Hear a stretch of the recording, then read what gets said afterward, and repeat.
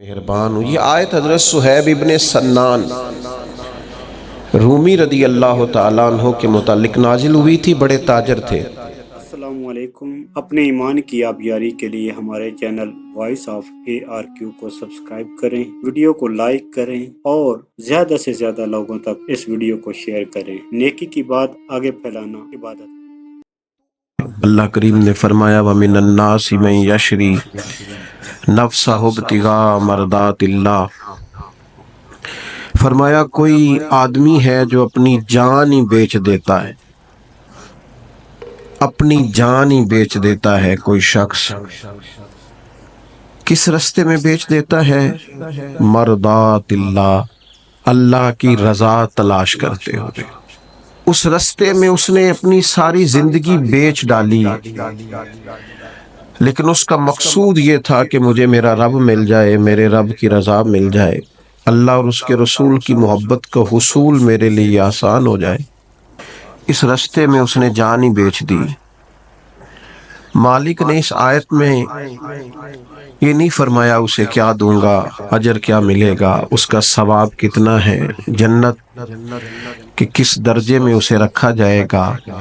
فرمایا کوئی آدمی ہے، کچھ لوگ ہیں جو اپنی جان ہی بیچ دیتے ہیں اللہ کی رضا تلاش کرنے میں۔ تو نتیجہ ایک جملہ صرف بیان کیا، فرمایا واللہ رؤوف بالعباد، اللہ بھی پھر اپنے بندوں پر بڑا ہی مہربان ہے۔ اس جملے نے بات کو اتنا کھول دیا ہے، اتنا واضح کر دیا ہے، فرمایا اگر تم نے میری خاطر جان تک داؤ پہ لگا دی ہے تو میں تو پہلے ہی بڑا مہربان ہوں۔ یعنی ایک شخص جو اللہ کے راستے میں اتنی جد و جہد کرے کہ جان تک بیچ دے، تو کریم فرماتا ہے کہ پھر میں اپنے بندوں پر مہربان ہوں۔ یہ آیت حضرت صہیب ابن سنان رومی رضی اللہ تعالیٰ عنہ کے متعلق نازل ہوئی تھی۔ بڑے تاجر تھے، مکہ مکرمہ سے ہجرت کر کے مدینہ طیبہ حاضر ہو رہے تھے۔ رستے میں کفار نے روک لیا، انہوں نے کہا ہم آپ کو مدینے نہیں جانے دیں گے۔ تو جناب صہیب ابن سنان کہنے لگے اب تو مدینے جا کے رہوں گا، او جنت کس کاری جتھے یار نظر نہ آوے، تو جاؤں گا، اب یہاں کیسے رہ سکتا ہوں۔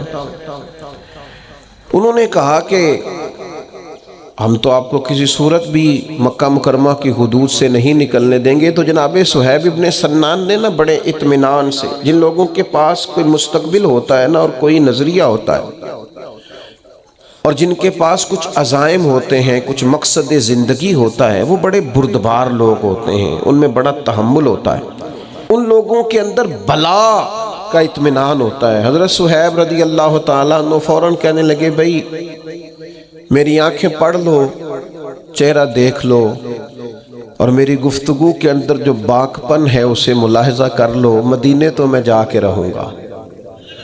سنا تھا کہ آستانہ یار دور ہے، پر ہم نے بھی ٹھان لی ہے کہ جانا ضرور ہے، اور موقوف طور پر ہی نہیں جلوہ دید کچھ ہوش اڑ گئے جہاں پر وہیں کوہ طور ہے۔ جانا تو مجھے ہے، میں تمہیں دو باتیں بتائے دیتا ہوں، یہ تو طے ہے کہ میں جاؤں گا، دو باتیں بتائے دیتا ہوں۔ ایک تو یہ کہ اگر تم مجھے روکو گے تو میں اپنے ترکش سے تیر نکالوں گا، چلاتا رہوں گا، یا مر جاؤں گا یا مار دوں گا۔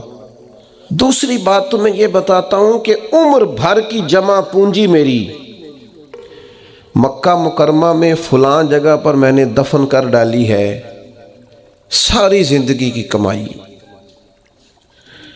اگر تم مجھے جانے دو نا تو میں زندگی بھر کی کمائی تمہیں دے سکتا ہوں۔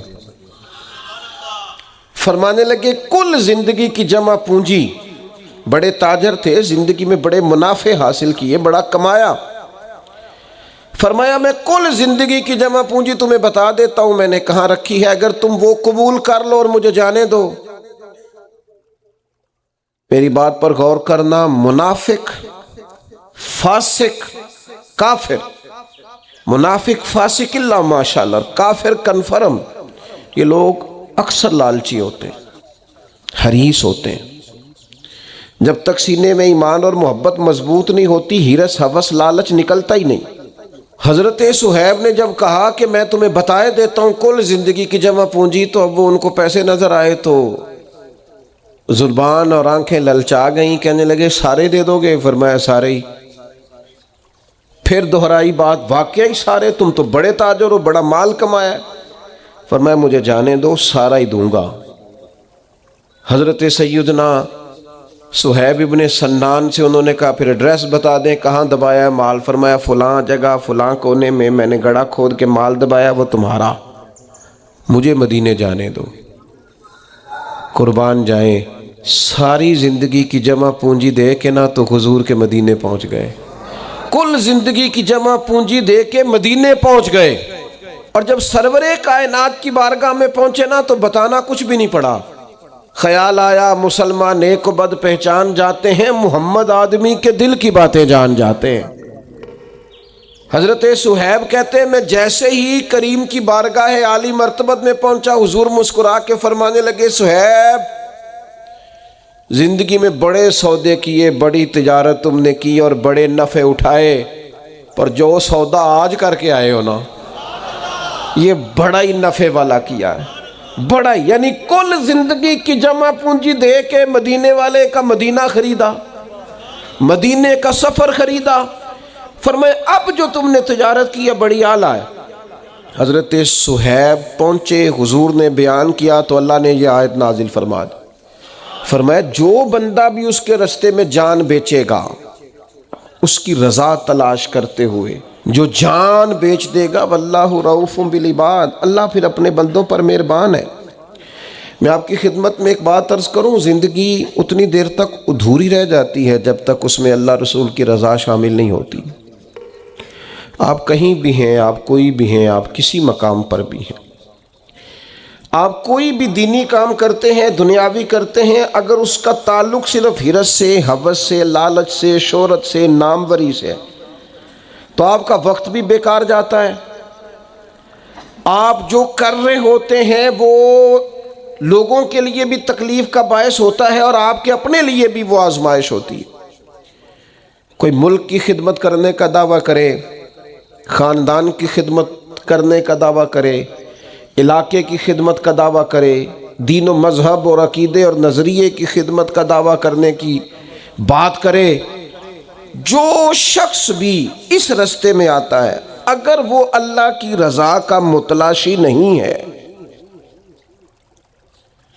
تو وہ بڑی جلدی تھک جائے گا، بڑی جلدی اکتا جائے گا، اس کی اپنی طبیعت اسے کوفت دینے لگے گی، اس کا سفر عجیب پیچ و تاب میں گزرے گا، وہ الجھی اور بکھری ہوئی سوچوں کے ساتھ اپنا وقت گزارے گا۔ آپ کو بہرحال اپنی زندگی کو رضا الہی والی کرنا ہے۔ میں آپ سے عرض کروں، ہماری آج جتنا بھی نظم ہے دنیا میں مسلمانوں کا، کسی جگہ یوں محسوس ہوتا ہے کہ جیسے روٹین میں کچھ زندگی میں رسومات چل رہی تھیں تو ان میں شب برات بھی آ گئی تو ہم نے منانی تھی، روٹین میں کام چل رہے تھے تو بیچ میں رمضان کا مہینہ آ گیا تو ہم نے روزے رکھنے ہی تھے، روٹین میں سارا کچھ چل رہا تھا تو اسی روٹین میں ارادہ کیا چلو ایک مہینے کا عمرہ بھی کر آتے ہیں، لیکن اس کے لیے جو ایمان کے تقاضے ہیں، جو محبت اور خلوص ہے، جو للہیت ہے، جو خالص اللہ کی رضا حاصل کرنے کا جذبہ ہے، وہ بڑی کم جگہوں پہ نظر آتا ہے۔ سب سے پہلی چیز جو ہمیں مخلص نہیں ہونے دیتی، رضا الہی کا حصول نہیں آنے دیتی، وہ ہے فاسد نظریات۔ جن لوگوں کے نظریات فاسد ہوتے ہیں نا، غلط ہوتے ہیں، وہ کسی دینی جماعت میں آ جائیں، دینی ماحول میں آ جائیں، کسی تنظیمی ماحول میں آ جائیں، خانقاہی نظم میں آ جائیں، چونکہ نظریاتی طور پر لوگ مضبوط نہیں ہوتے، وہ کہیں بھی آ جائیں خرابی کرتے ہیں۔ لیکن نا آپ کو کسی بھی فصل کو اگانے کے لیے زمین زرخیز چاہیے۔ استاد سبھی کو پڑھاتے ہیں اور ایک جیسا پڑھاتے ہیں۔ ابھی آپ نے اعلان سنا کہ کچھ بچوں نے 2.5 سال میں حفظ کیا اور کچھ نے 11 مہینوں میں کر لیا۔ بچے بھی وہی ہیں، مدرسہ بھی وہی ہے، استاد بھی وہی ہیں، لیکن اب بچے ذہین تھے، زمین اور طرح کی زرخیز تھی، جلدی کام ہو گیا۔ جب نظریہ جب تک نیک نہیں ہوتا، سوچ جب تک اعلیٰ نہیں ہوتی، جب تک آپ نیکی کے معاملے میں بھی یہ نظریہ نہیں رکھتے کہ میں اللہ کو راضی کرنے جا رہا ہوں، آپ کو پڑھی ہوئی نماز بھی نفع نہیں دیتی، فائدہ ہی نہیں دیتی کوئی چیز بھی۔ لوگوں کے نظریات میں بڑی گڑبڑ آ گئی۔ ایک تو لبرلزم کا نظریہ بڑا عروج پہ ہے، اور چھوڑو جی مولوی بھی تو دنیا اکٹھی کر رہے ہیں، چھوڑو جی ہم نے بڑے پیر دیکھیں، او چھوڑو جی پیسے والے کی اہمیت ہے۔ یہ ایک ایسی خطرناک فکر ہے دنیا میں پروان چڑھ رہی۔ میں یہ دعویٰ نہیں کر رہا کہ مولوی سارے ولی ہیں، پیر سارے ٹھیک ہیں، یہ میں نہیں کہہ رہا، لیکن بھائی آپ کو کون کہہ رہا ہے کہ آپ مولوی کی ذات سے وابستہ ہوں؟ مولوی جو قرآن حدیث کی بات کرتا ہے اس بات سے تو وابستہ ہونا۔ آپ نہ جائیں مولانا کے قریب، نہ دست بوسی کریں، نہ آپ ان کی ذات سے منسلک ہوں، بات سے ہی منسلک ہو جائیں۔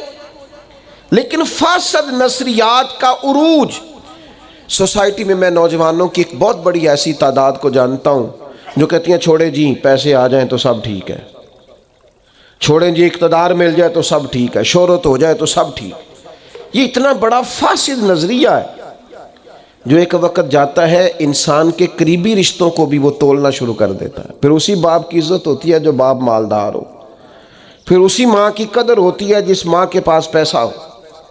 یہ ایسا فاسد نظریہ ہے جو تیزی سے قوم کو اپنی لپیٹ میں لے رہا ہے۔ یاد رکھنا حالات بڑے خراب ہیں، اور دنیا میں بہرحال آزمائش ہے، اور مسلمان بے عملی کا شکار ہیں، لیکن آپ پہلے شخص سے لے کر پیچھے تک دیکھیں، یہ بھرا ہوا مجمع بتاتا ہے کہ سارے لوگ ایسے نہیں ہیں یار، جو صرف دولت چاہتے ہوں، صرف اقتدار چاہتے ہوں، صرف مال چاہتے ہوں۔ یہاں کتنے لوگ آئے ایسے بیٹھے ہیں جن کی نہ فوٹو آئے گی، نہ کوئی لالچ ہوگا، نہ کوئی نام بنے گا۔ مان لو کہ دنیا میں کچھ لوگ ہیں جو چھپ کے پیچھے بیٹھتے ہیں لیکن اللہ کی رضا چاہتے ہیں، اللہ کی رضا پیش نظر ہے۔ تو ایک تو اس نظریے سے باہر آئیں، یہ نبی پاک کی امت ہے، اس میں ہمیشہ خیر رہے۔ اور دوسری بات، پھر مذہب کا لبادہ اوڑھ کر جو الجھاؤ پیدا کیا جاتا ہے، یعنی اب بہت سارے لوگوں کو سیدنا امام حسن سے زیادہ انہیں پتہ ہے کہ حضرت امیر معاویہ رضی اللہ تعالیٰ عنہ کے ساتھ صلح نہیں ہونی چاہیے تھی۔ آپ شاہ سے شاہ کے زیادہ وفادار بن رہے ہیں۔ رسول پاک کا شہزادہ جسے نبی پاک نے سید کہا ساتھ بٹھا کے، ان کی بات بھی آپ کی سمجھ میں نہیں آ رہی تو آپ کس کی بات سمجھیں گے؟ ہمارے نزدیک امام حسن امام ہے، اور امام جو کہہ دے مقتدی کا کام ہے وہ کرے، جو کہہ دے۔ اعلیٰ حضرت بریلوی رحمۃ اللہ تعالیٰ علیہ کے نا جو پیر خانہ تھا، جو تھے نا سید آل رسول، آپ کے شیخ تھے، ان کی مسجد کے جو امام صاحب تھے، وہ ایک دن نماز پڑھ رہے تھے تو ایک بڑے نیک صالح بزرگ بھی آئے مسجد میں، وہ پیچھے نماز پڑھ رہے تھے۔ تو امام صاحب نماز میں سوچنے لگے کہ میں یہاں نماز پڑھا کے جلدی سے جاؤں گا، دلی پہنچوں گا اور جا کے وہاں میں کچھ خریداری کروں گا۔ تو وہ بزرگ صاحب کشف تھے۔ اتقوا فراست المومن، مومن کی فراست بڑی ہوتی۔ تو سلام پھرا تو کہنے لگے امام صاحب نماز پڑھایا کرو، دلی کے بازاروں میں نہ پھرایا کرو۔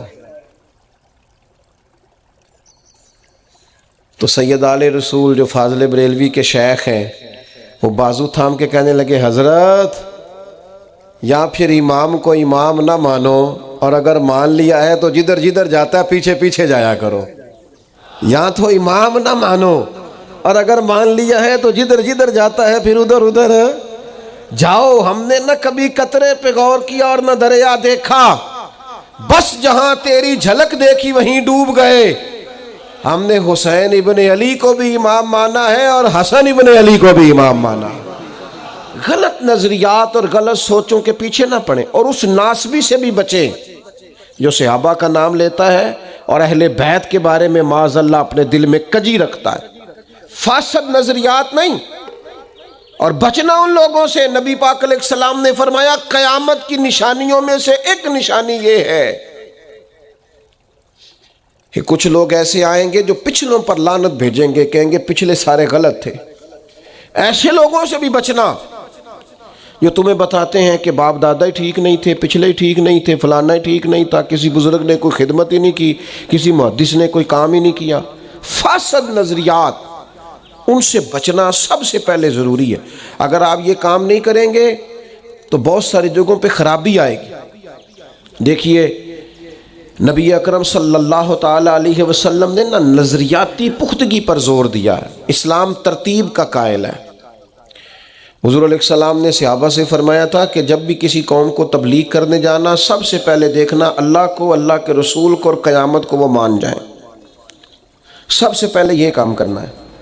جب یہ ایمان پختہ ہو جائے ان کا، کسی بھی قوم کو تبلیغ کریں، یہ سیاستہ میں حدیث ہے، پہلے انہیں اللہ پر، اللہ کے رسول پر اور قیامت پر ایمان لانے کی دعوت دینا۔ جب اس میں پختہ ہو جائے پھر نماز کا کہنا، یعنی پہلے ان کا ایمان پکا ہوگا تو نماز پڑھیں گے نا۔ لوگوں کے نظریات جب تک فاسد ہیں، آپ عبادت کی بات کر رہے ہیں۔ فرمایا پہلے انہیں ایمان کی دعوت دینا، جب ایمان پہ پختہ ہو جائے تو نماز کی دعوت دینا، اور جب نماز پہ پختہ ہو جائے پھر ان کے لیے زکوٰۃ کی بات کرنا۔ یہ تیسرے نمبر پر ترتیب کے ساتھ لے کے چلنا۔ تو میرے عزیز، فاسد نظریات نہیں، یہ بھی نظریہ فاسد ہے۔ میں بڑی اہم بات کرنے لگا ہوں اور بڑی ذمہ داری سے کرنے لگا ہوں اور میں بڑی دلیری سے کرنے لگا ہوں۔ یہ بھی فاسد نظریہ ہے کہ نہ سنت پہ عمل کیا جائے، نہ شریعت پہ عمل کیا جائے، نہ نماز کی پابندی کی جائے، نہ حلال حرام کی تمیز کی جائے، اور ڈٹ کے کہا جائے کہ اللہ بڑا مہربان ہے، معاف کر دے گا، اور ڈٹ کے کہا جائے کہ دوزخ میں تو کیا میرا سایہ نہ جائے گا۔ یہ بھی فاسد نظریہ ہے، فاسد۔ یہ بھی آپ لوگوں کو غلط رستے پہ ڈال رہے ہیں۔ جن کی شفاعت کی آپ بات کرتے ہیں ان کا حکم کیوں نہیں مانتے؟ اپنے بارے میں آپ یہ بات کریں نا کہ میرا بچہ بالکل نافرمان ہے، ایک بات بھی نہیں مانتا، لیکن میں سب سے زیادہ جائیداد اسے دوں گا۔ کریں بات آپ یہ، میرا بچہ بڑا نافرمان ہے، کچھ پڑھتا نہیں لکھتا نہیں، پر مجھے بڑا لاڈلا ہے۔ کریں بات آپ۔ جو بات آپ اپنے لیے قبول نہیں کرتے وہ فٹافٹ اللہ رسول کے لیے نہیں، جی نہیں، یہ اللہ بڑا مہربان ہے، مولوی صاحب چھوڑو، اللہ بڑا کریم ہے۔ او بھئی رب کریم ہے، پر رب کا قانون بھی تو ہے نا۔ نبی پاک بڑے مہربان، بڑے مہربان، بڑے مہربان، پر سیدہ عائشہ صدیقہ رضی اللہ تعالیٰ عنہ فرمانے لگیں اپنی ذات کے لیے نبی پاک نے کبھی کسی سے بدلہ نہیں لیا، لیکن اگر کوئی اللہ کی حد توڑتا تھا نا، رب کے دین کی حدود پامال کرتا تھا تو حضور جلال کرتے تھے۔ تو رحمت للعالمین نبی کو تو جلال آتا ہے جب اللہ کی نافرمانی ہوتی، اور یہاں لوگ کہہ رہے ہیں چھوڑیں جی اللہ معاف کرنے والا ہے۔ نعت خواں آتا ہے وہ 2 منٹ لگاتا ہے، کہتا ہے تو جنتی۔ خطیب آیا تو 2 منٹ لگائے تو کہا جنتی۔ میں ایک جگہ پہ تقریر کرنے کے لیے چلا گیا تو میں نے وہاں چند باتیں کر دیں، تو میں کھانا کھانے بیٹھا تو بڑی دلیری سے ایک صاحب کہنے لگے جی مولانا پیر صاحب ناراض نہ ہونا، ہم کلندر لوگ ہیں، ہم کلندر بندے ہیں، ناراض نہ ہونا، ہم تو سمجھے تھے آپ خانقاہی آدمی ہیں، پیر آدمی ہیں، لیکن آپ نے تو خشک مولویوں جیسی تقریر کی ہے، بار بار وہی نماز کی بات، داڑھی کی بات، روزے کی بات، حلال حرام کی بات، کوئی نقطہ آفری نہیں کرتے، کوئی آپ کوئی نقطہ سناتے۔ یہ آپ نے کیا سنا ہے؟ یہ تمہیں غلط فہمی ہو گئی ہے کہ تم کلندر ہو۔ تم کلندر نہیں، تم پاگل ہو۔ اگر کوئی اچھا ڈاکٹر ملے تو جا کے اپنے دماغ کا علاج کراؤ، اس لیے کہ کلندر اسے کہتے ہیں جو ذات محمد سے کھل کے عشق کیا کرتا ہے، اور عاشق تو مر جاتا ہے اس بات پر جو اس کا محبوب کہے، وہ تو مر جاتا ہے اس رستے پر جو ایک رستہ محبوب دکھا دے۔ تو کلندر ہے، میں تجھے بتاتا ہوں کلندر کا نام حسن بصری ہے، کلندر کا نام جنید بغدادی ہے، کلندر کا نام داؤد طائی ہے، کلندر کا نام سری سختی ہے، کلندر کا نام معروف کرخی ہے، کلندر کا نام مجدد الفسانی ہے، کلندر کا نام مہر علی ہے، کلندر کا نام جماعت علی ہے، کلندر کا نام محمد رضا بریلوی ہے۔ یہ کلندر ہے رسول اللہ صلی اللہ علیہ وسلم کے دین۔ ہم نے کیا مذاق بنایا ہوا ہے؟ فاسد نظریات آپ لوگوں میں پھیلا رہے ہیں، اور آپ چونکہ آپ کا مزاج ہے کہ آپ عمل نہیں کرنا چاہتے تو آپ لوگوں کو بھی گڑبڑ نظریہ دے رہے ہیں۔ قطعاً ایسی کسی چیز کی گنجائش نہیں ہے، یاد رکھنا۔ نبی پاک علیہ السلام تو ناراض ہو جاتے اگر اللہ کی حد توڑی جاتی، اور یہاں ڈھٹائی کے ساتھ، دلیری کے ساتھ آپ حدود اللہ پامال کریں۔ یہ فاسد نظریات ہیں، یاد رکھنا، فاسد جو زمانے میں پھیلائے جاتے ہیں۔ مسند امام احمد بن حنبل میں حدیث ہے، نبی پاک علیہ السلام نے فرمایا وہ بندہ بیوقوف ہے جو ڈٹ کے اللہ کی نافرمانی کرے اور اللہ کی رحمت کی امید بھی رکھے۔ یہ تو بیوقوف آدمی کی علامت۔ تو میرے دوست عمل والی زندگی پہ آؤ، یہ فاسد نظریات جو ہیں ان سے نکل آؤ۔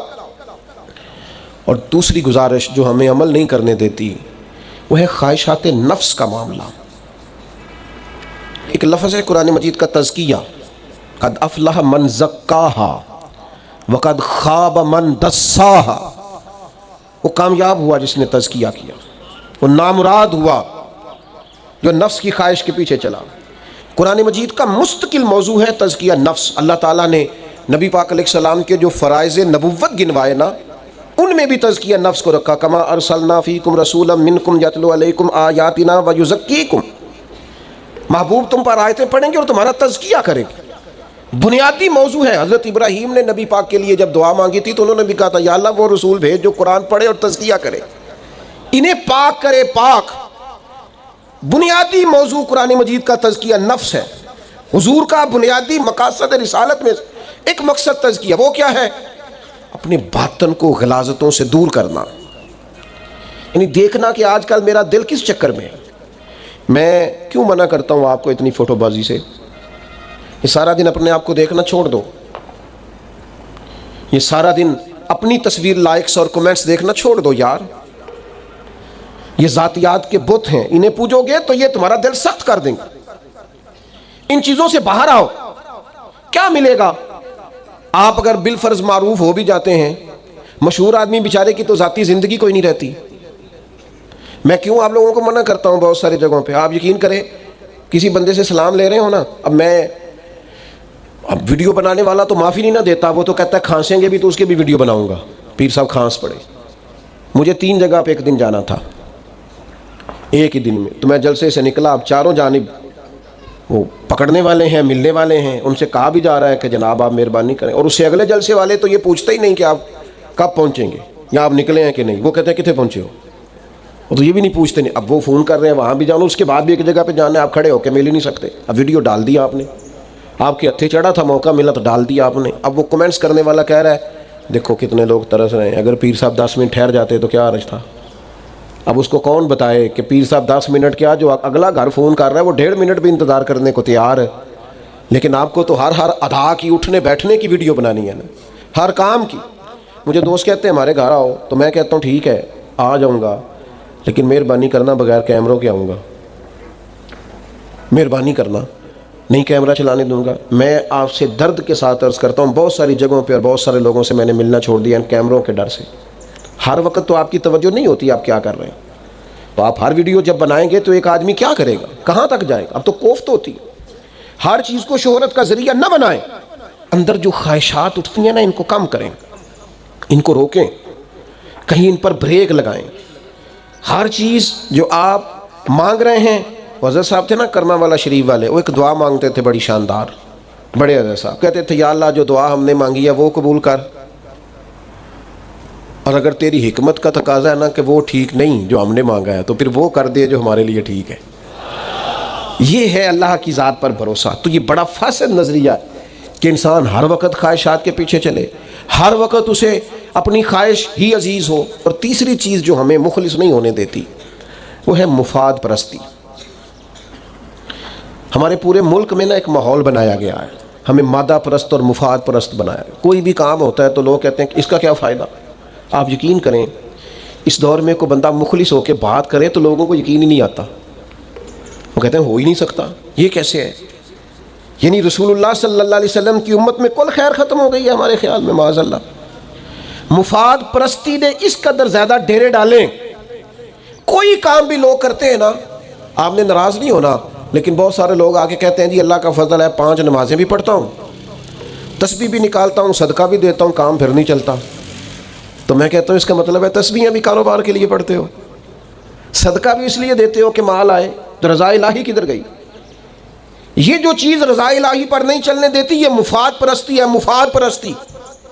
حضرت خالد بن ولید رضی اللہ تعالیٰ عنہ اللہ کی تلوار ہے، جدھر جاتے تھے فتح ہوتی تھی، جدھر جاتے تھے کامیاب ہوتے تھے، جس سمت نکلتے تھے اللہ تعالیٰ مدد فرماتا۔ حضرت فاروق اعظم رضی اللہ تعالیٰ عنہ کا مقدس زمانہ تھا، کچھ لوگوں نے یہ کہنا شروع کر دیا کہ خالد جدھر جاتے ہیں فتح ہوتی۔ ایک نے بھی کہا، 2 نے بھی کہا، 6 نے بھی کہا، 10 نے بھی کہا۔ حضرت فاروق اعظم رضی اللہ تعالیٰ عنہ حضرت سعد بن نبی وقاص کو بلایا، فرمایا یہ خط لے لو، خالد بن ولید کے پاس جاؤ اور اسے جا کے کہو آج کے بعد تم سپہ سالار نہیں ہو، ایک معمولی سپاہی کی حیثیت سے اگر آپ فوج میں رہنا چاہیں تو رہ سکتے ہیں، سپہ سالار نہیں، ایک قبیلے کا بھی نہیں۔ اب مجھے بتائیے ایک آدمی پورا chief of the army staff اور اسے بالکل سپاہی بنا دیا جائے، یا ہمارے ہاں تو یہ ہوتا ہے کہ اگر کسی نیچے والے آدمی کو ترقی دی جائے تو اس کے جو اوپر دو لوگ ہوتے ہیں ریزائن کر جاتے ہیں، کہتے ہیں یہ ہمیں سلوٹ مارتا رہا، اب ہم اس کو ماریں گے۔ بڑے محکموں میں اس طرح ہوتا ہے، وہ چھوڑ جاتے ہیں، کہتے ہیں نہیں بھائی ہم نہیں کام کر سکتے۔ مجھے یاد ہے اچھی طرح ایک ادارے میں ایک دفعہ استاد کچھ پڑھاتے تھے، تو ایک شاگرد کو پرنسپل بنا دیا اس ادارے کا، تو 2 اساتذہ نے کہا جی ہم ریزائن کرتے ہیں، یہ ہمارا شاگرد ہے، اب یہ ہمیں پوچھے گا کہ ہم نہیں کام کر سکتے۔ یہ ہوتا ہے۔ حضرت خالد ابن ولید رضی اللہ تعالیٰ عنہ سے کہا گیا آپ سپہ سالار تھے، معمولی حیثیت سے اگر آپ ڈیوٹی کر سکتے ہیں تو کریں، ورنہ مدینہ آ جائیں۔ تو اگر مفاد پرست ہوتے معاذ اللہ تو کہتے نہ بھائی اپنے سے نہیں ہوتا، پوری فوج کی کمان چلانے والا آدمی، اور جدھر وہ کمان چلا دے اور جو وہ کہہ دے لوگ امر کریں تو اللہ مدد کرے، فوراً اڑ جاتے ہیں۔ لیکن یہ صحابہ ہیں جن کے دل اللہ تعالیٰ نے نور سے روشن فرمائے۔ حضرت خالد ابن ولید رضی اللہ تعالیٰ عنہ نے فوراً حضرت سعد بن ابی وقاص سے کہا یہ کمان آپ سنبھالیں۔ کہا جناب آپ پھر مدینہ جائیں گے؟ فرمایا مدینہ کیوں جاؤں گا، میں کوئی سپہ سالاری کے لیے لڑ رہا تھا، میں تو رسول اللہ کے دین کی خاطر جہاد کر رہا تھا، میں ایک معمولی سپاہی کی حیثیت سے ڈیوٹی کروں گا، معمولی، اور میں رہوں گا۔ میرے دوست مفاد پرستی، ایک تو فاسد نظریات چھوڑ دیں، حق والا نظریہ، خواہشات نفس کو چھوڑیں۔ روز دل کرے نا یہ بہترین کھانا کھانے کو تو اپنے نفس کی مخالفت کریں، تھوڑی سی اس کے مخالف چلیں، ورنہ یہ خواہشات ایک کے بعد دوسری، دوسری کے بعد تیسری۔ حضور علیہ الصلوۃ والسلام نے دعا مانگی اللہ کی بارگاہ میں، اللہ میں اس خواہش سے تیری پناہ مانگتا ہوں جو ایک اور خواہش میں مبتلا کر دے۔ ان کو ذرا کم کریں، آج مسئلہ ضروریات کا نہیں خواہشات کا ہے۔ اور چوتھی بات جو ہمیں کام نہیں کرنے دیتی وہ ہے کہ ہم ہر چیز حسب منشا چاہتے ہیں، حسب یعنی میری مرضی کے مطابق سارا کچھ چلے پھر تو ٹھیک ہے، اور اگر ذرا میری مرضی کے خلاف کام ہو تو پھر ٹھیک نہیں ہے۔ مجھے بتائیں آپ ڈاکٹر کے پاس جائیں، ڈاکٹر آپ کو کہ یہ دوائی کھائیں ٹھیک ہو جائیں گے، تو آپ کہیں کڑوی ہے میں نہیں کھا سکتا، ٹھیک ہو جائیں گے؟ ڈاکٹر کہتا ہے میں تو آپ کو بھئی انجیکشن دوں گا، تو آپ کہیں جی مجھے تو درد ہوتا ہے سوئی سے، تو آپ نہیں چبھوئیں مجھے۔ اب آپ ڈاکٹر سے کہیں آپ اس طرح کریں کہ میرے لیے نا یہ لکھ دیں کہ میں صبح اٹھ کے فروٹ کھا لوں، دوپہر کو آئس کریم کھا لوں اور شام کو فاسٹ فوڈ کھا لوں تاکہ میری طبیعت ٹھیک ہو جائے، میری مرضی یہ ہے، تو میرا خیال ہے وہ لکھ دے گا مرضی کے مطابق۔ ایسا کرے گا؟ وہ آپ سے کہے گا جناب ڈاکٹر میں ہوں۔ اللہ رسول کے بہت سارے احکامات ایسے ہیں جو بظاہر ہماری مرضی کے مطابق، خود قرآن مجید میں اللہ کریم نے فرمایا کہ تم پر جہاد فرض کیا گیا ہے، او کرہ لکم، ہو سکتا ہے تمہیں برائی لگے، تمہیں کراہت آئے، لیکن فرمایا ہو سکتا ہے کوئی چیز تمہیں بری لگے اور وہی تمہارے لیے بہتر ہے، اور ہو سکتا ہے تم کسی چیز کو ناپسند کرو اور وہ تمہارے لیے اچھی ہو۔ تو ایمان کیا ہے؟ ایمان یہ ہے کہ واللہ یعلم وانتم لا تعلمون، اللہ جانتا ہے تم جانتے۔ حسب منشا، میں ایسے بھی خانقاہوں کے لوگوں کو جانتا ہوں، وہ کہتے ہیں جب تک مجھے پروٹوکول ملے گا تب تک تو میں مرید ہوں، اور اگر کسی جگہ کہا جائے گا نا کہ جناب بس آپ پیچھے ہٹ کے بیٹھیں تو سارا کام ہی ختم ہے۔ اب آپ کی مرضی کے مطابق جو کام ہوگا آپ اسے کیسے کریں گے؟ پھر تو آپ نے ڈاکٹر سے دوائی نہیں کھائی۔ آپ شیخ کی مرضی کے مطابق نہیں چلیں گے تربیت نہیں ہوگی۔ اللہ رسول کی مرضی کے مطابق چلیں، اس میں اپنی مرضی کو شامل ہے۔ حضرت ابراہیم ابن ادھم رحمۃ اللہ علیہ مریدوں کے بیچ بیٹھے ہوئے تھے، تو بیٹھے بیٹھے فرمانے لگے دنیا میں جو کچھ ہو رہا ہے میری مرضی سے ہو رہا ہے۔ تو لوگ پریشان ہو گئے، سارے جلدی نہیں ماننے والے ہوتے۔ کہا جناب آپ کی مرضی سے ہو رہا ہے؟ فرمانے لگے ہاں، اس لیے کہ میری وہی مرضی ہے جو میرے رب کی مرضی ہے، میرا رب جو کر دے وہی میری مرضی ہے، تو جو کچھ ہو رہا ہے میری مرضی سے۔ تو حسب منشا زندگی نہ گزاریں، رب رسول کے رضا کو پیش نظر رکھیں۔ یہ تو 4 باتیں میں نے چن کے آپ کی خدمت میں وہ رکھیں جن کی وجہ سے ہم آگے نہیں بڑھ پاتے۔ ان چیزوں پر اگر کنٹرول ہو گیا تو پھر آگے بڑھیں گے۔ پھر آگے بڑھنے کے لیے کرنا کیا ہے؟ سب سے پہلے سوچ کو بڑا کرنا ہے۔ میں چھوٹے سے گاؤں کا ہوں، میں کیا کر سکتا ہوں؟ میں اتنا پڑھا لکھا نہیں، میں کیا کر سکتا ہوں؟ میں کوئی ہنر نہیں جانتا، میں کیا کر سکتا ہوں؟ یاد رکھنا سوچ ہی بڑی ہوتی ہے۔ نہ بندہ ڈگریوں سے بڑا ہوتا ہے، نہ پیسوں سے بڑا ہوتا ہے، سوچ بڑی ہوتی ہے۔ نبی کریم علیہ السلام کے سامنے سے نا ایک شخص گزرا، تو صحابہ کرام علیہم رضوان سے حضور نے پوچھا یہ کون ہے؟ تو عرض کی یا رسول اللہ صلی اللہ تعالیٰ علیہ وسلم یہ بہت معزز آدمی ہے، یہ کوئی بھی سفارش کرے تو لوگ قبول کرتے ہیں، کسی جگہ بھی پیغام نکاح دے تو اس کی بات مانی جاتی ہے۔ گزر گیا بندہ، تھوڑی دیر گزری تو ایک اور شخص گزرا، بالکل معمولی حیثیت کا تھا۔ نبی پاک علیہ السلام نے فرمایا اس کے بارے میں تمہارا کیا خیال ہے؟ عرض کی حضور غریب آدمی ہے، سادہ آدمی ہے، سفارش کرے تو شاید کوئی نہ مانے، کہیں پیغام نکاح دے شاید اس کی بات نہ قبول کی جائے، سادہ آدمی ہے۔ تو نبی کریم علیہ السلام نے فرمایا یاد رکھو اگر اس جیسے بندوں سے، وہ جو تم نے کہا کہ جو کہے لوگ سفارش قبول کریں گے، فرمایا اگر یہ ذرا بات پر غور کرنا، حدیث صحیح بخاری میں حضور فرمانے لگے اگر اس جیسے بندوں سے دنیا بھر جائے، یعنی پوری دنیا میں اسی طرح کے لوگ ہوں، زمین بھر جائے اس جیسے بندوں سے، تو یہ جسے تم نے بڑا چھوٹا اور غریب آدمی کہا ہے نا، ان جیسے بندوں سے دنیا بھر بھی جائے تو یہ آدمی پھر بھی ان سب سے بہتر ہے، جس کا طرز زندگی سادہ ہے، جسے کوئی جانتا نہیں، یہ سادہ بندہ ہے۔ صحیح بخاری ہے۔ انسان اپنے کردار سے بڑا ہوتا ہے بھائی، لاؤ لشکر سے بڑا نہیں ہوتا۔ آپ کا کردار کتنا اعلیٰ ہے، اخلاق کے کتنے عمدہ ہیں، طبیعت کے کتنے آپ شاندار ہیں، اس سے انسان بڑا ہوتا ہے۔ لیکن اگر آپ اپنا تعارف کراتے پھریں، کارڈ چھپواتے پھریں، بڑھ بڑھ کے بتاتے پھریں کہ میں بھی ہوں جناب مجھے بھی گن لو، چھوٹے پڑ جائیں گے۔ سوچ کو بڑا رکھنا ہے، اور وہ پیسوں سے نہیں ہوگی، وہ عظمت کردار سے ہوگی۔ میں بڑے درد دل کے ساتھ آپ کو ایک بات بتاؤں، میں نے اپنی زندگی میں چند سادے سادے لوگ دیکھے ہیں، زیادہ پڑھے لکھے نہیں، زیادہ مالدار نہیں، لیکن بہت بڑے بڑے لوگ ہیں، ان کو کوئی شوق نہیں۔ یہ جو لوگ آ کے کہتے ہیں نا جناب میں بھی ہوتا ہوں، یہ تو بوجھ بنتے ہیں بڑی طبیعتوں پہ بعض لوگوں کی، تو پریشان کرتے ہیں لوگوں کو، جو اپنا آپ دکھاتے ہیں، بتاتے ہیں، غور کراتے ہیں۔ یاد رکھنا حضور علیہ السلام نے فرمایا غنی ہمیشہ بندہ دل سے ہوتا ہے، دل کو بڑا کریں، اس میں گنجائش پیدا کریں۔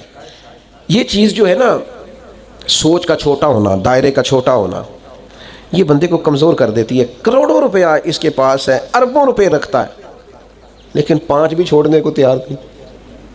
میں ایسے بہت سارے غریبوں کو جانتا ہوں جو اربوں کے مالک ہیں، لیکن صبح شام پھر بھی اکٹھے ہی کر رہے ہیں۔ بڑے غریب ہیں بیچارے، نہ گھر میں ٹائم دے پاتے ہیں، بڑے غریب لوگ، کہیں سٹے ہی نہیں ہے۔ دل بڑا کریں، طبیعت بڑی کریں، ذہن بڑا کریں۔ اور پھر میں نے دیکھا ہے کسی شخص کے اوپر بھی اگر اللہ کا انعام ہوتا ہے تو بیچارے گھر بیٹھے پریشان ہیں، وہ کہتے ہیں پتہ نہیں انہیں کی کیتا ہے۔ وہ بھائی کیا آپ منشی ہیں اللہ کی رحمت کے؟ آپ سے پوچھ کے دینا تھا اللہ نے، وہ جس کو چاہے جب چاہے۔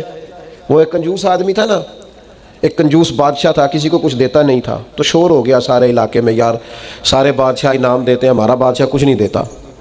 تو وہ کنجوس تھا، اب اس نے شرط ہی تگڑی رکھ دی، کہنے لگا میں انعام تو دوں پر قابل بندہ ہی کوئی نہیں ملتا۔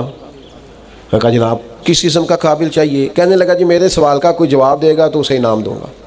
کہا آپ کا سوال کیا؟ کہنے لگا بتاؤ میری ہتھیلی میں بال کیوں نہیں؟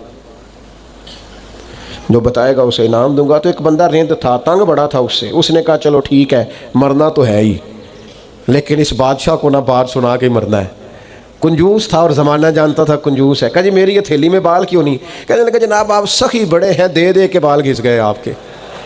اب عظیم آدمی ہے، بڑی سخاوت کی آپ نے۔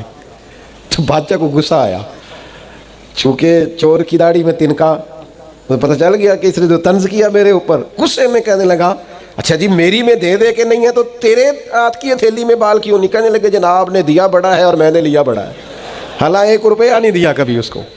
تو وہ بادشاہ اور غصے میں آ گیا کہ یار یہ تو بڑھتا ہی جا رہا ہے۔ اس نے کہا اچھا جناب تو یہ جو سارے بیٹھے ہیں ان کے ہاتھوں کی ہتھیلیوں میں بال کیوں نہیں؟ کہنے لگا بادشاہ آپ دیتے رہے میں لیتا رہا، یہ ہاتھ ملتے رہ گئے بیچارے، کہ اس لیے نہیں ہے۔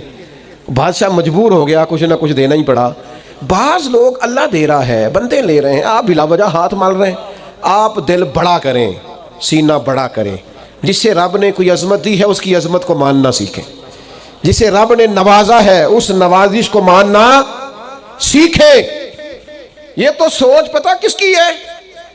یہ تو ابو جہل کی سوچ ہے۔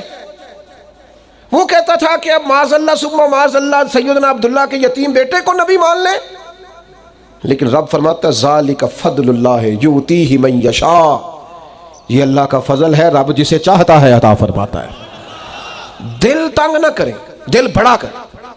اور دوسری بات اگر کچھ کرنا چاہتے ہیں تو اپنی ذات کے خول سے باہر نکل آئیں۔ تھوڑا اوپر اٹھ کے سوچے، میں، میرے بچے، میرا گھر ہو، اس سے اوپر بھی اٹھ بھئی۔ تو صرف اپنے گھر کی سوچ رہا ہے، قوم کے بارے میں سوچ، ملت کے بارے میں سوچ۔ تو دیکھ تو اپنے کردار کے ساتھ امت کا کیا فائدہ کر سکتا ہے۔ اپنی ذات کے خول سے اٹھ کر سوچنا شروع کریں۔ اگر اپنی ذات کے خول سے اٹھ کر نہیں نہ سوچیں گے، میں آپ سے ابھی پوچھوں نا امام بخاری کے بیٹے کا نام بتائیں تو آپ نہیں بتا سکتے۔ میں بھی آپ سے پوچھوں نا امام بخاری کے والد کا نام بتائیں تو شاید سارے لوگ نہ بتا سکیں۔ میں ابھی پوچھوں نا کہاں پیدا ہوئے تھے تو آپ نہیں بتا سکتے۔ لیکن اگر میں کہوں امام بخاری کی کتاب کا نام بتاؤ تو آپ سارے کہیں گے بخاری شریف انہی کی کتاب ہے۔ تو سمجھ لو جو لوگ صرف اپنے لیے جیتے ہیں، فقط اولادوں کے لیے جیتے ہیں، ان کے نام نہیں بچتے الا ماشاءاللہ، لیکن جو ملت کو کچھ دے جاتے ہیں ان کا نام قیامت تک باقی رہتا ہے۔ ہم یہ بتائیں ہم نے ملت کے لیے کیا کیا، قوم کے لیے کیا کیا۔ میرا شروع میں خیال تھا کہ میں کچھ کروں گا، میرا ایک دفعہ ذہن بنا یتیم خانہ بناتے ہیں، لیکن میں نے بعض بچوں کی ذہن سازی دیکھی کہ وہ تو عادت ہو گئی لے کے کھانے کی تو مزاج بن گیا۔ کچھ اور سمت میں نے نکلنا چاہا تو سمجھا یہ کام بھی ٹھیک نہیں۔ آخر کون سی خدمت ہو سکتی ہے؟ اگرچہ بعض چیزوں میں مجھے تحفظات بھی تھے، ذہنی طور پر پوری طور پر میں تیار نہیں تھا، لیکن بالآخر میں یہ سمجھا کہ کسی غریب کا بچہ ہو، امیر کا بچہ ہو، جب مدرسے میں آتا ہے تو وہ سمجھتا ہے میں پڑھنے کے لیے آیا ہوا ہوں۔ یہاں 550 کے لگ بھگ بچے اور بچیوں کی تعداد ہے اس ادارے میں۔ آپ حیران ہوں گے کہ ابھی یہ مکمل نہیں ہوا، ابھی تکمیل نہیں ہوئی۔ یعنی جس دن ہم نے پہلا لینٹر ڈال لیا تھا اسی دن طالب علم، اور میں کئی دفعہ چھپ جاتا ہوں جب لوگ بچوں کو لے کے آتے ہیں داخلہ کرانے، میں چھپ جاتا ہوں، سائڈ پہ ہو جاتا ہوں۔ زور دیتے ہیں رکھے مدرسے میں، جگہ ہی کوئی نہیں، سونے کے لیے جگہ کوئی نہیں، بچوں کی گنجائش نہیں، کیسے رکھیں بچے۔ میں آپ سے عرض کرتا ہوں یہ ہمارے چاند ایک ساتھی، اور ہم نے زیادہ مجبور بھی نہیں کیے کبھی لوگوں کو، چاند ایک ساتھی ملے ہیں۔ آج آپ نے 51 بچے، یار کبھی غور کیا آپ نے 51 بچے قرآن مجید حفظ کر گئے؟ ذرا ہمیں جگہ ملی ہے، صرف گنجائش ملی ہے کام کرنے کی۔ 51 بچے، آپ اس بچے کو کتنا کو ذہین سمجھ ہیں جو 10 مہینے میں قرآن مجید یاد کر جائے؟ اس کا ذہن اور میرا سرمایہ اگر مل کے ایک بہترین عالم اور ایک زبردست حافظ تیار ہو جائے تو اس میں حرج کیا ہے؟ لیکن ہماری طبیعت نہیں، مزاج نہیں۔ میرا نالائق اگر نہیں پڑتا تو میں کسی لائق پر بھی خرچ کرنے کو تیار۔ بڑی سوچیں پیدا کریں، بڑی، جب تک سوچیں بڑی نہیں نہ ہوتی۔ میں کبھی کبھی بات کر دیا کرتا ہوں، ایک جگہ پہ میں حاضر تھا تو ایک صاحب مجھے کہنے لگے جی یہ ہمارے خاندانی ملازم ہیں۔ میں نے کہا اچھا جی۔ اب انہوں نے اور بات آگے پھیلا دی، کہنے لگے ان کے دادا ابو بھی یہاں خدمت کرتے تھے تو ان کے والد بھی کرتے تھے اور یہ بھی کرتے ہیں۔ تو اب کچھ بندوں کو آپ وہاں کریں تو وہ پھر جیسے بعض نعت خانوں کو تھوڑی داد دے دیں تو پھر نعت لمبی ہو جاتی ہے۔ تھوڑا سا آپ کہہ دینا ماشاء اللہ تو پھر وہ کہتے ہیں اب اس کے ساتھ نا، وہ پھر لمبا ہو جاتا ہے کام۔ تو میں چپ تھا، وہ کہے جا رہے ہیں دادا بھی اور باقی بھی جی بھتیجے بانجے بھی ادھر ہی سارے ڈیوٹی کرتے ہیں۔ تو اب زیادہ ہی کو بندہ بات کرے تو کئی دفعہ پھر رپلائی بھی کرنا پڑتا ہے۔ میں نے انہیں کہا کہ 3 نسلیں آپ کی خادم ہیں، ان کو کچھ بننے نہیں دینا، آپ نے ملازم ہی رکھنا ہے۔ خدا کے بندے 3 نسلوں میں سے ایک کو تو آپ اتنا کامیاب کر دیتے کہ وہ بیچارہ کچھ کرنے کے قابل ہو جاتا۔ نسل در نسل غلامی پسند کرتے ہیں آپ۔ میرے رسول پاک کا طریقہ تو یہ ہے کہ جو غلام آیا حضور نے امام بنا دیا، اور آپ نے کسی ایک پر بھی ایسا خرچ نہیں کیا کہ وہ مضبوط ہو جاتا، طاقتور ہو جاتا۔ ایک تیسرا کام کرنا ہے، وہ کیا کرنا ہے؟ یک طرفہ خیر خائی۔ دین کا اصول یہ ہے کہ نیکیاں تجارت نہیں ہوتی، 2 طرفہ نہیں کہ وہ کرے گا تو پھر میں بھی کروں گا۔ نیکی یک طرفہ کریں، نیکی کر کے سامنے والے کی خیر یہ تھی وہ بھی جواب میں نیکی کرتا، لیکن آپ نے نیکی کو تجارت نہیں بنانا کہ وہ بھی کرے گا تو پھر میں بھی کروں گا۔ آپ کر دیں، وہ کرے چاہے نہ کرے۔ نبی پاک علیہ السلام نے فرمایا کمزور رائے والے نہ بن جانا کہ تم کہو لوگ ہم سے حسن سلوک کریں گے تو پھر ہم بھی حسن سلوک کریں گے، اگر وہ ظلم کریں گے تو ہم بھی ظلم کریں گے، یہ نہ کرنا۔ یا رسول اللہ کیا کریں؟ فرمایا اگر لوگ حسن سلوک کریں پھر بھی حسن سلوک کرنا، اور اگر کوئی زیادتی کرے پھر بھی حسن سلوک کرنا۔ حضور علیہ السلام نے فرمایا کہ یہ تو کمزور رائے ہے کہ کوئی اچھا کرے گا تو اچھے ہو جائیں گے، پھر آپ کی فقیری کیا ہوئی؟ پھر آپ کے اندر انقلاب کیا ہے؟ یک طرفہ خیر خائی کرنی ہے، سامنے والے سے مطالبہ نہیں کرنا۔ حضور علیہ السلام فرماتے ہیں میرے رب نے مجھے حکم دیا ہے کہ جو مجھ سے دوڑے گا میں اسے جوڑوں گا، اور اللہ نے مجھے حکم دیا ہے کہ جو محروم کرے گا اسے دیا جائے گا، اور جو ظلم کرے گا اسے معاف کر دیا جائے گا۔ اپنی طبیعت میں یک طرفہ خیر خواہی کا مزاج پیدا کریں۔ اور چوتھی بات، 4 باتیں وہ کی تھیں جو ہمیں آگے بڑھنے نہیں دے رہی، اور 4 باتیں وہ جو آگے بڑھنے کے لیے کام آئیں گی، وہ عرض کر رہا ہوں۔ ایک چوتھی بات ہے، کبھی زندگی میں کوئی منصب مل جائے نا، منصب، تو اس منصب کو اپنی زندگی میں بگاڑ کا سبب نہیں کرنا۔ یہ جو ہمارے استاد ہوتے ہیں نا، الف با تا سا پڑھانے والے، اور شروع میں اسکول میں پرائمری پڑھانے والے، آپ پی ایچ ڈی بھی کر جائیں نا، استاد میٹرک ہے، آپ پی ایچ ڈی بھی کر جائیں تو استاد نے پھر بھی استاد ہی رہنا ہے۔ ہمیں نہ ذرا کوئی منصب ملتا ہے نا ذرا، یعنی جو کل کو تنقید کر رہے ہوتے ہیں نا، حکومت کچھ نہیں کر رہی، جب انہیں حکومت ملتی ہے نا، پھر ان کو پتہ چلتا ہے اوہو کچھ ہو ہی نہیں سکتا، خزانہ ہی خالی ہے، حالات ہی خراب ہیں، پچھلوں نے کچھ نہیں کیا۔ بھئی آپ کو منصب ملا، آپ بدل گئے۔ آپ تو کہہ رہے تھے یہ پیچھے ہٹیں، یہ نکمے، ہم آئیں گے تو کمال ہو جائے گا، اب کمال کر کے دکھائیں۔ اب نکموں کا رونا کیوں روتے ہیں؟ منصب لوگوں کو ملتا ہے تو لوگوں کے پاس پیسے آتے ہیں تو پھر ان کو غریب بندہ ہی کو نہیں نظر آتا۔ جس کے پاس گاڑی ہو وہ کبھی نہیں کہے گا آپ سے کہ یار گجرا والا کرایہ بڑا ہو گیا ہے، کبھی نہیں کہے گا، چونکہ اس کا مسئلہ پٹرول ہے، اس کا مسئلہ کرایہ نہیں ہے۔ ہوتا یہ ہے کہ منصب ملتا ہے تو لوگوں کی طبیعت میں بگاڑ آ جاتا ہے۔ کوئی تو ہو نا جو آپ کو کہے وہ ادھر آئے نا، اس میں بھی ایک لذت ہے۔ اگر انسان کے منصب نے اس میں بگاڑ پیدا، ہمارے منصب ہماری طبیعتوں میں، بڑا ظالم نہیں جو اپنی اماں کو بھی کہتا ہے کہ میں حضرت ہوں، میں ٹیچر ہوں، میں مالدار ہوں، ابا جی کو بھی کہتا ہے۔ آپ کچھ بھی ہو جائیں، کہیں بھی چلے جائیں، وقت کے محدث اعظم بھی ہو جائیں، جنت پھر بھی ماں کے قدموں کے نیچے ہی ہے۔ کیسے ادھر ادھر ہو سکتے ہیں آپ؟ اپنے مناصب کو کبھی بگاڑ کا سبب نہ بنائیں۔ میں تھوڑے دن کی بات ہے، ہمارے دوست کچھ پیار کرتے ہیں یہاں، زیادہ نہیں، تھوڑا سا ایک سسٹم ہے رمضان میں کچھ لوگوں کی مدد کرنے کا۔ تو میں یہ کچھ دن ہوئے سیڑھیاں چڑھ رہا تھا مسجد کی گلی میں سے عصر کی نماز کے لیے، تو ایک بوڑھے نے مجھے آواز، صاحب السلام علیکم، نکی جی گل کرنی سی۔ میں کیا حکم؟ وہ کدی کدائیں تھوڑے سنگی کو راشن دین دینے روزے آج۔ میں نے کہا مل جائے گا آپ کو، رمضان آئے گا تو۔ کہنے لگے پہلو نہیں مل سکتا، راشن ونڈن والے اور لوگ کو عیدوں بعد بھی بھوک لگ دیجیے، پہلے نہیں مل سکتا۔ تو میں ان کا بازو تھام کے کونے میں لے گیا۔ میں نے کہا خیر ہے، وہ ایسا آدمی نہیں ہے کہ روایتی ہو، روایتی بندے کو پتہ چل جاتا ہے۔ میں نے کہا خیر ہے؟ کہنے لگے منڈا 40,000 کماندا ہے تے 34,000 تے گیس دا بل آ گیا تے میں جنی والی راتی اٹھیا نا، وہ کمرے دی بتی بلدی سی پئی، آندا تے نہیں بیچارا تکلیف ہے۔ تو میں انہوں آکھیا پتر راشن آ جانا ہے، تو با بل دا کچھ ہیلا کر۔ تو میں کہ حضرت صاحب نو آکھاں گا کہ انہیں سنگیاں نو آکھن، وہ دوست منصب ملے ہیں تو ہمیں بھول ہی گیا ہے، دائیں بائیں ہمیں یاد ہی نہیں رہا۔ ہمارا خیال ہے سارا خرچہ ایم این اے صاحب ہی آ کے کریں گے، وہ تو پہلے پورا کریں گے جو انہوں نے لگایا ہے۔ غریبوں کے اشک کون پونجے گا، کون خیال کرے گا؟ تمہیں منصب ملا ہے تم آگے چلے گئے، واپس آؤ، اپنی سطح پر غور کرو۔ آج شب برات کی نورانی رات میں آپ سے عرض کروں گا، میرا مالک بڑا راضی ہوتا ہے جب غریب کے آنسو پوچھے جاتے ہیں، اللہ بڑا راضی ہوتا ہے جب بھوکے کو روٹی کھلائی جاتی ہے۔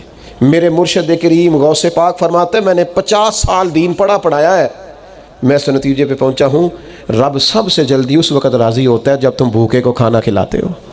اللہ اس وقت راضی ہوتا ہے۔ اپنے آپ کو بہت بڑا نہ سمجھ لو یار، آؤ تھوڑی تھوڑی کر کے مدد کریں لوگوں، اور اپنے اپنے تحت کر لو، اپنے اپنے گلی محلے میں کر لو، اپنے اپنے ہاتھ سے کر لو، لیکن بھولنا چھوڑ دو۔ ہم بھول جاتے ہیں، وہ ذرا پیسے آتے ہیں تو لوگ گاؤں کی رہائشی چھوڑ دیتے ہیں، وہ جا کے کسی سوسائٹی میں گھر بنا لیتے ہیں، انہیں پھر غریب نظر ہی کوئی نہیں آتا، وہ ادھر رہے ہیں تو انہیں نظر آئے نا۔ حضرت عمر کا دور خلافت تھا، کنز المال میں روایت ہے، میں یہ روایت 100 دفعہ پڑھی ہوگی میں نے، بڑی پرانی اور راج کے پڑھتا ہوں، کچھ چیزیں بندہ اپنے لیے نہیں پڑھتا۔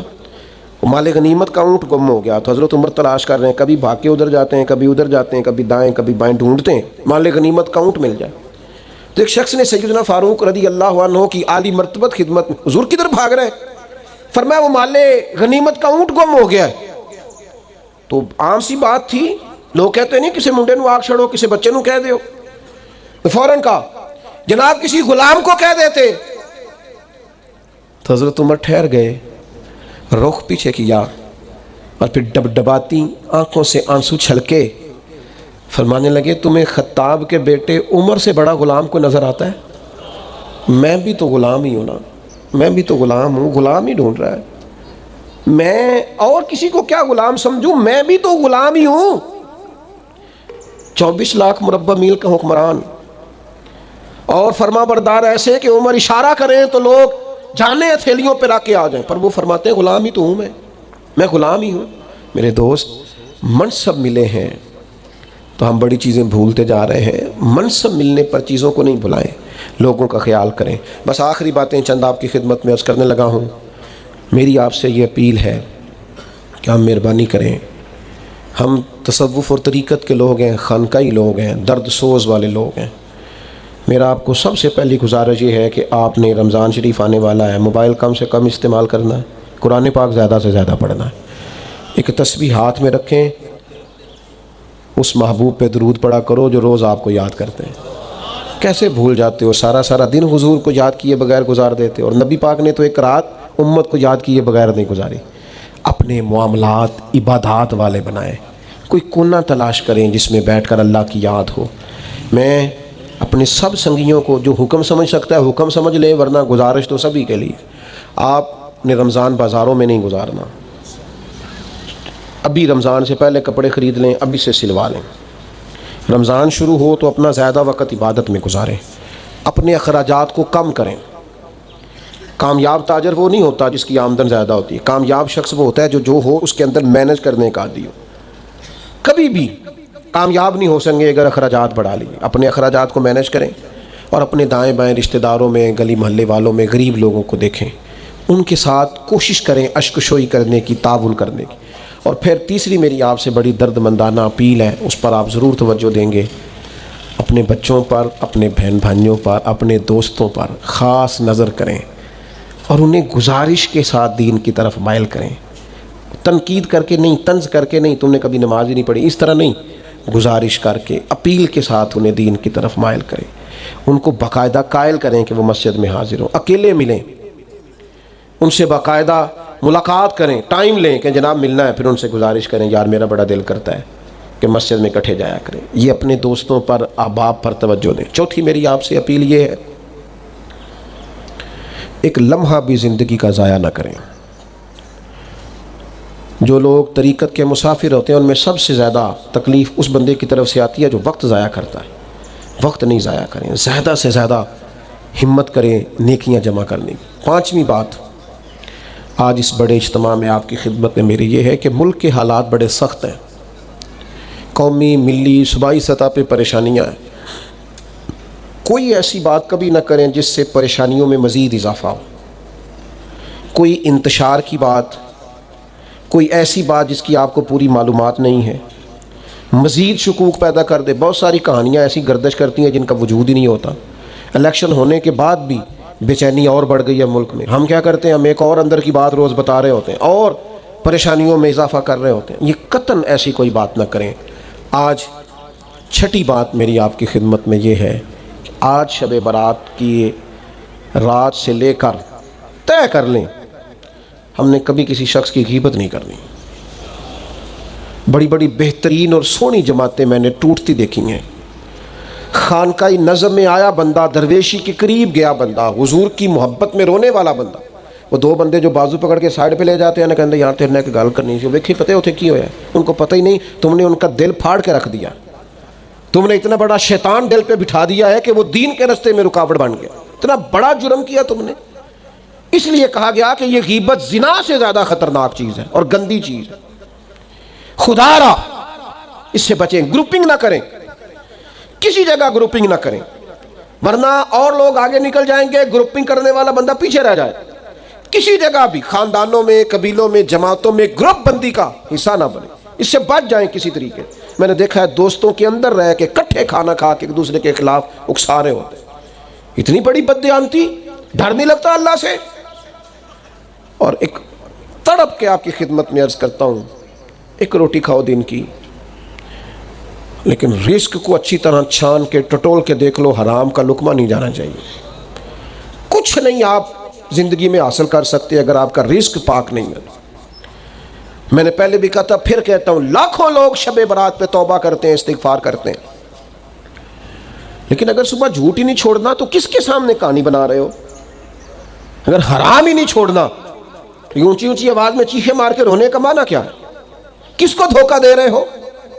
خدا را اللہ کے حضور تو کم از کم حاضر ہو کے سچی بات کرو، رب کی بارگاہ کے اندر تو سچی بات کرو، اپنی طبیعت کو بدلو یار۔ بڑی باتیں ہو گئیں، بڑی تقریریں ہو گئیں، بڑے بات سن لیے، میں نے 30 سال سے مولوی سنے، 40 سال سے فلاں کیا، نتیجہ کیا؟ میں اپنی اس خانقاہ سے وابستہ دوستوں سے، اور آپ جتنے آئے ہیں سارے پیار والے ہیں، سب سے اپیل کروں گا، تقریریں چھوٹی اور عمل زیادہ، عمل والی زندگی گزاریں۔ 4-5 چیزیں آپ کی خدمت میں بطور ہدف عرض کرنی ہیں۔ میں کچھ عرصے سے، کچھ طبیعت بھی میری اب اس طرح کی نہیں ہے کہ سب جگہ سفر کر سکوں، اور کچھ اور بھی معاملات تھے، معروضی حالات، اور کچھ یہ زیادہ میرے بال سفید نہیں ہوئے، تھوڑے ہوئے ہیں، چند ایک ہی ہوئے ہیں، پر جتنے ہوئے ہیں وہ انہی 2 سالوں میں ہوئے ہیں۔ اس ادارے نے بنانے نے مجھے بوڑھا کر دیا کہ میں جانتا ہوں کہ جن تکلیفوں سے گزر کر یہ اپنے عروج کی طرف گیا ہے۔ میں نے اپنی طبیعت میں ایک ٹھان لی تھی، 1 سال کے اندر، مجھے کسی نے کہا تھا 40 سال مسجدیں بنتی رہتی ہیں، میں نے کہا تھا نہیں، یہ ایسا نہیں ہوگا۔ آپ کبھی اس عمارت کو دیکھیں، اس کی بنیادوں میں ایک ایک کونے میں آپ کو میرا درد ملے گا، اور میرے دوستوں کی شب و روز مشقت ملے گی۔ اور پھر یہ بھی طے کیا تھا کہ جگہ جگہ گلے نہیں رکھنے، ہر بندے کو روک کے نہیں کہنا۔ پھر اس سے غلط فہمیاں بھی پیدا ہوتی ہیں، پتہ نہیں مال آ رہا ہے، بڑا ہو رہا ہے، کتوں آ رہے ہیں، یہ بھی پیدا ہوتی ہیں۔ لیکن ان ساری چیزوں کو فیس کر کے اس عمارت کو باغپن تک پہنچایا ہے، اور میں نے اپنی زندگی میں سینکڑوں، میں سوچ سمجھ کے کہہ رہا ہوں، سینکڑوں ایسے اداروں کو جانتا ہوں، عمارتیں بنی ہیں، آباد نہیں، عید والے دن بھی لوگ پورے نہیں ہوتے، مسجد نہیں بھرتی۔ آپ اس ادارے میں بیٹھے ہیں کہ جہاں لوگ رات کو آ جاتے ہیں کہ صبح ہم نے جمعہ پڑھنا ہے، رات کو آ جاتے ہیں، کہتے ہیں حضرت جمعہ پڑھ کے جائیں گے۔ اور طالب علموں کا یہ عالم ہے کہ میں چھپتا ہوں کہ یہ بندہ آ گیا ہے بچہ لے کے، تو جگہ ہے کوئی نہیں، تو مجھے شرمندگی ہوگی انکار کر کے۔ آپ بات کو سمجھیں، آپ میں سے کوئی شخص، دیکھو نا یار، کچھ دیکھو نا، یہ بھی کلندرانہ بات ہے، اس کلندر کی بات بھی سنو۔ آپ میں سے کوئی ایک شخص یہاں میرے شہر کے اور دور دراز سے آنے والا کوئی ایک شخص یہ نہیں کہہ سکتا کہ پیر صاحب مجھے کونے میں لے گئے تھے، انہوں نے کہا تھا کہ مہینہ بڑا مشکل ہے، تھوڑی امداد کراؤ۔ اور کوئی تے کرامت منو نا میری بھی، ایک بندہ نہیں یہ کہہ سکتا۔ یہ آج آپ کے لیے لنگر پکا ہے، لاکھوں روپے کا خرچہ ہے، ایک بندہ نہیں کہہ سکتا آپ میں سے کہ میں نے اسے فون کر کے کہا ہو بھی یاد کرو گے کچھ بے موسم پھل بھی ہوتے ہیں۔ ہاں کچھ تحقیقیں ہوں گی، زمانہ دیکھے گا، وہ بھی ایک تحقیق تھی۔ کچھ لوگ ایسے ہیں جنہوں نے جیا ہے تو راج کے جیا ہے، جو اٹھ کے کھڑے ہوئے ہیں تو پورے قد کے ساتھ اٹھ کے کھڑے ہوئے ہیں، جنہوں نے تابانی دکھائی ہے تو راج کے دکھائی ہے، اور اس طرح دکھائی ہے کہ ایک ہاتھ میں غوث پاک کا دامن ہے، دوسرے میں محدث بریلوی کا دامن ہے، جیے ہیں اور جیے ہیں۔ اس لیے میرے بھائی، ساری سڑکیں پلین نہیں ہوتی، سپیڈ بریکر بھی آتے ہیں، سارے رستے واضح نہیں ہوتے، کبھی کبھی اوپر سے بھی ہو کے آنا پڑتا ہے۔ ہاں ٹریفک جام میں ملتی ہے، کہیں کاغذ بھی دکھانے پڑتے ہیں، ساری چیزیں ساتھ چلتی ہیں، لیکن یہ آپ سمجھیں کہ خاص کرم ہے کسی شخص کا جس نے کہا تھا بس شروع کر دو، اللہ مدد کر دے گا، تو ہو گیا کچھ لوگوں کا کہنا۔ تو میری آپ سے یہ اپیل ہے کہ کچھ چیزوں میں، نظم میں آپ یار بغیر بتائے بھی تو شامل ہو جائیں۔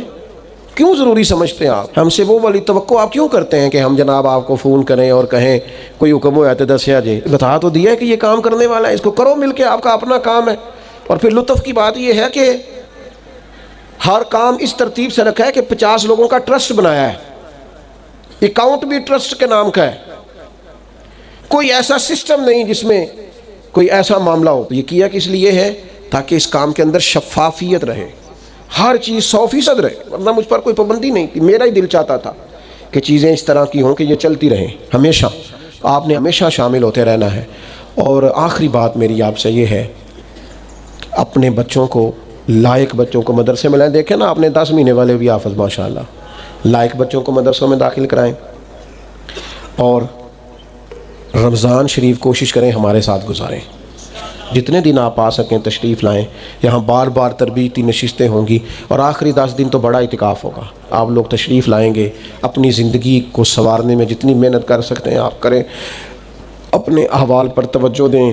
میں آپ کے لیے ہمیشہ دعا گو رہتا ہوں, ہمیشہ دعا گو رہوں گا. اور پیر بھائیوں سے میری خصوصی اپیل ہے کہ وہ وقت دے اب ادارے میں آ کے بیٹھیں, تربیت لیں. میں چاہتا ہوں کہ 10 دوست وہاں بیٹھے ہوں قرآن پاک پڑھ رہے ہوں, عام دوست طالب علموں کے علاوہ. کوئی آئے اور وہ مراقبہ کر رہا ہو, کوئی آئے اور ایک کونے میں بیٹھ کے درود پاک پڑھ رہا ہو. آئیں تو پھر اللہ اللہ کریں, ادھر ادھر گھومیں نہیں, ادھر ادھر جا کے وہ مختلف جگہ نہیں دیکھیں, اندر بیٹھیں. جو پرانا طریقہ تھا ہمارے بزرگوں کا, اس خانقاہ نظم میں آپ آئیں. اس کے ساتھ ساتھ میں آپ کو ایسے دوستوں کی بابت بھی بتا سکتا ہوں کہ جو خانقاہ سے وابستہ ہیں, تو جب سے وابستہ ہیں اللہ کے فضل سے 5 نمازیں کیا تہجد بھی پڑھ رہے ہیں. میرا ایک دوست ہے ہر 10 دن میں قرآن مجید ختم کرتا ہے. ایک ہمارا سنگی ایسا ہے, جب بھی مجھے ملتا ہے نا کہتا ہے صاحب 1 مہینہ گزرا ہے اللہ کے فضل سے اور 13 لاکھ بار میں نے درود پاک پڑھا ہے.